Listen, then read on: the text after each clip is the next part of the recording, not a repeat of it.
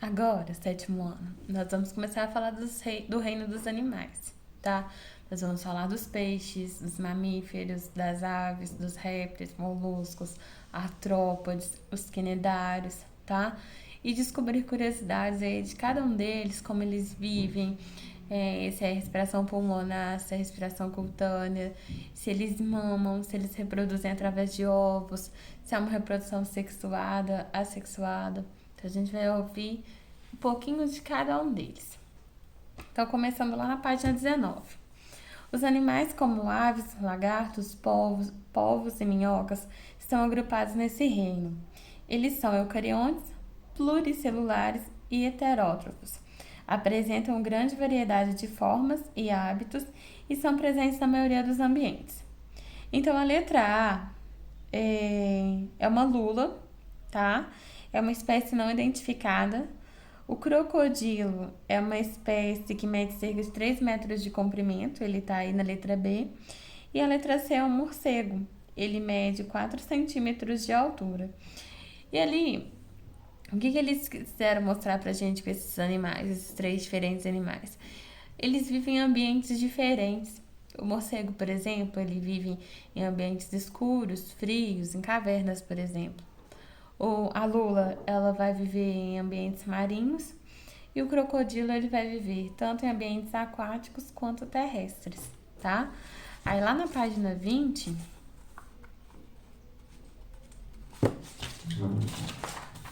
nós vamos continuar ali, tá? A simetria é uma das características usadas para classificar os seres do reino animário.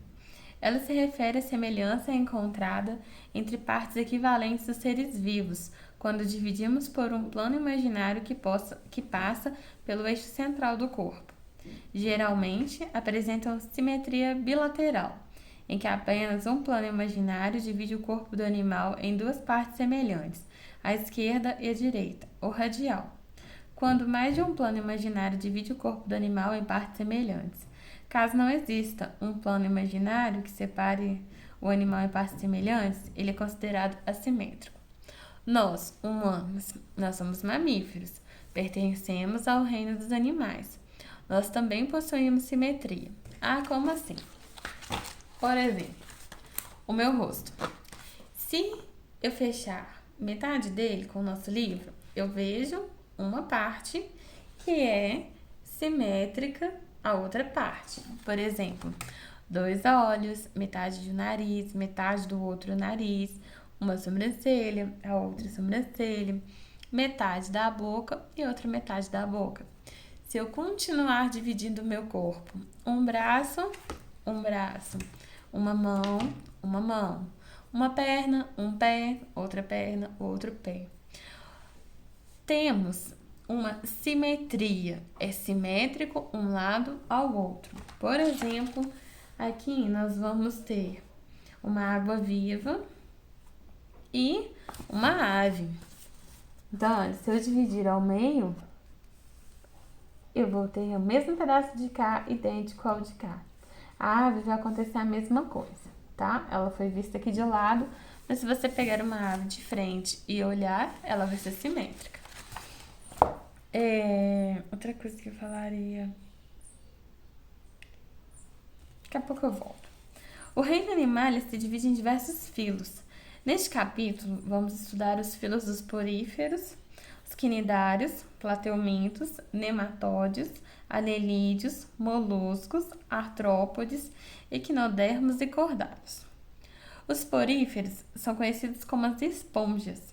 São animais exclusivamente aquáticos e sésseis, ou seja, que vivem fixos a rochas e estruturas submersas.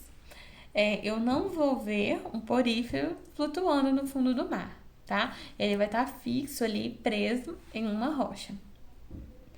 Apresentam organização corpórea simples, sem formar tecidos verdadeiros e são assimétricos. Além disso, os poríferos são considerados animais filtradores, por se alimentarem de partículas que estão na água que percorre o corpo deles. Eles recebem esse nome de porífero porque eles são formados por poros, seriam as esponjas, tá? Eles possuem vários furinhos em seus corpos e eles vão filtrar a água. As águas vão passar entre eles, animais pequenininhos também vão passar ali entre eles. A composição básica de um porífero está representada na imagem a seguir. Então, ele possui um ósculo, que é a abertura por onde a água sai da esponja, tá?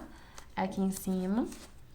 Ele possui porócitos, que são as células por onde a água entra na esponja, que seria aqui, ó, essa parte bem do cantinho. Espículas, que são as estruturas de sustentação. E o coanócito, que é a célula flagelada que promove a circulação de água e a captura de alimentos. Agora, nós vamos falar um pouquinho sobre os quinidários.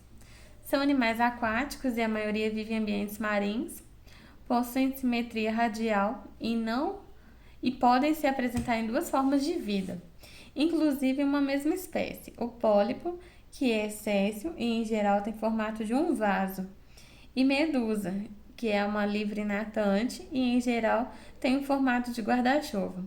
Corais, água-vivas e anêmonas são exemplos de quinidários. Os quinidários capturam seu alimento com auxílio de tentáculos que levam o alimento à boca. Apresentam células chamadas quinidócitos, que ao serem tocadas liberam uma substância tóxica, sendo úteis tanto para a captura de alimentos como para a defesa. Neste caso, os quinidócitos podem causar lesões na pele do ser humano. Então, eles vão usar esse quinidócito tanto para se defender quanto para capturar sua presa. É um elemento que queima, tá? Em contato com a pele humana, ele vai causar uma queimadura, uma ardência. E no caso de peixes ou alimento mesmo para eles, eles vão imobilizar a presa com a liberação do quinidócito e alimentar dela, tá? Basicamente. Os recifes são estruturas formadas por corais e diversos outros seres vivos com os quais esses quinidários estabelecem relações. São encontrados principalmente em ambientes marinhos e atualmente estão sofrendo impactos por causa da poluição das águas e do aumento da quantidade de gás carbônico liberado na atmosfera, o que tem prejudicado milhares de espécies. Os poríferos e quinidários são animais aquáticos. Os poríferos são filtradores e sésseis, enquanto os quinidários são predadores e apresentam formas de vidas sésseis e livre-natantes. Eles vão viver presos, alguns deles, né, dos quinidários, vão viver presos em rochas e os outros vão perambular, digamos assim, pelo ambiente marinho. Vamos falar um pouquinho sobre os plateumintos. São animais de corpo alongado e achatado. Podem viver em ambientes aquáticos ou solos úmidos, ser parasitas ou de vida livre.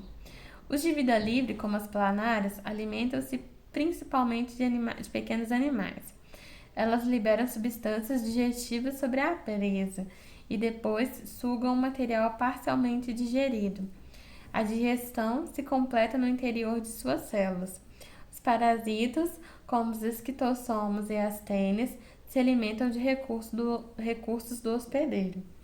Plateumintos apresentam simetria bilateral e sistema digestório bidirecional, também chamado de sistema digestório incompleto, ou seja, possuem boca, mas não possuem ânus. Esses animais fazem trocas gasosas pela superfície do corpo. Alguns plateumintos parasitas podem causar doenças nos seres humanos, como é o caso do esquitossomo e das tênias, que causam, respectivamente, esquistossomose e ateníase. Nos dois casos, ovos dos parasitas são eliminados com as fezes do hospedeiro.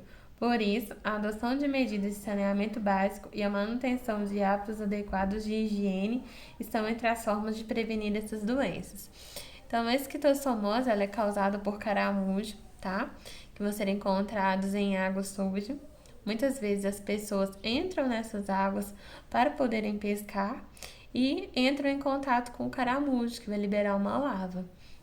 E essa larva, ela vai se alojar no intestino humano e vai causar esquistossomose. tá? O mesmo acontece com a teníase. Eles são uma espécie de vermes e podem até levar à morte. Agora nós vamos falar um pouquinho sobre os nematóides. São animais com corpo cilíndrico e com extremidades afiladas. Podem ter vida livre, ocupando ambientes aquáticos ou terrestres, ou serem parasitas. Apresentam simetria bilateral e sistema digestório unidirecional, também chamado de sistema digestório completo, com boca e ânus. Realizam trocas gasosas pela superfície do corpo. Assim como os plateumintos, os nematóides podem causar várias doenças nos seres vivos, incluindo os seres humanos.